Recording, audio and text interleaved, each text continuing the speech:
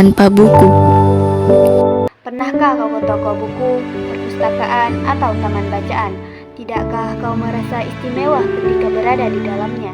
Di sekelilingmu ada berbagai tokoh dari dunia nyata dan hayal, tempat yang pernah kau kunjungi dan yang belum.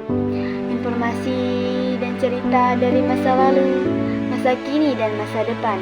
Semua berpadu, semua berada dalam genggamanmu.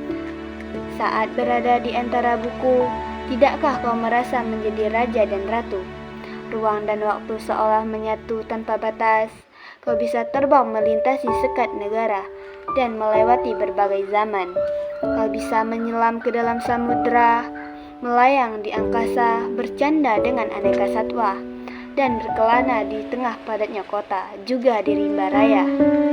Kau tahu, buku adalah jendela dunia, kunci pengetahuan dan pintu wawasan. Muhammad Hatta, sang proklamator, berkata, "Ku rela di penjara asal bersama buku. Karena dengan buku, aku bebas." Melalui buku, manusia terbebas dari ketidaktahuan. Tempat-tempat yang dipenuhi buku adalah harapan berkembangnya pengetahuan dan wawasan. Apa jadinya jika kota tanpa buku? Pantaskah dia disebut kota? Di kota itu mungkin kabar datang dari sumber lain, dari koran, televisi, atau internet. Mungkin informasi dan cerita datang dari cerita nenek moyang, bagai dongeng-dongeng sebelum tidur. Irama warganya pun tiada beda, bangun pagi bertebaran di muka bumi untuk berbagai keperluan, untuk kembali pulang siang atau sore harinya. Setelah itu mereka berangkat tidur dan memulai lagi hari berikutnya. Semua serupa. Di kota itu mungkin ada bangunan bernama perpustakaan. Di dalamnya buku-buku berderet dalam rak tak terjamah. Tiada tangan meraih dan membuka halaman demi halaman dengan sukacita. Mungkin juga ada tumpukan buku di sudut-sudut sekolah yang sepi dan berdebu, jarang dikunjungi, jarang dibaca. Buku-buku di sana teronggok tanpa nyawa. Bagaimana dengan kotamu?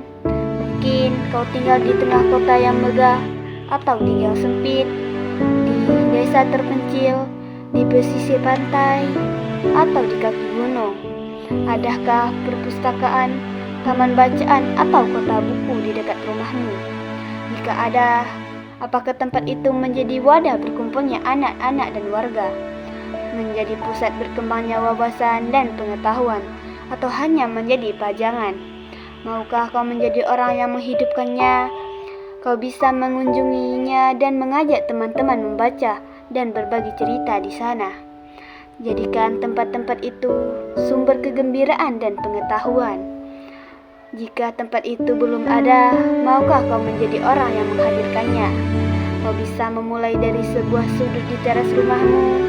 Ajak teman-temanmu memulai langkah baru. Jangan biarkan waktu berlalu tanpa buku. Siapapun dirimu, bersahabatlah dengan buku. Dia akan menjadi teman setiamu sepanjang waktu.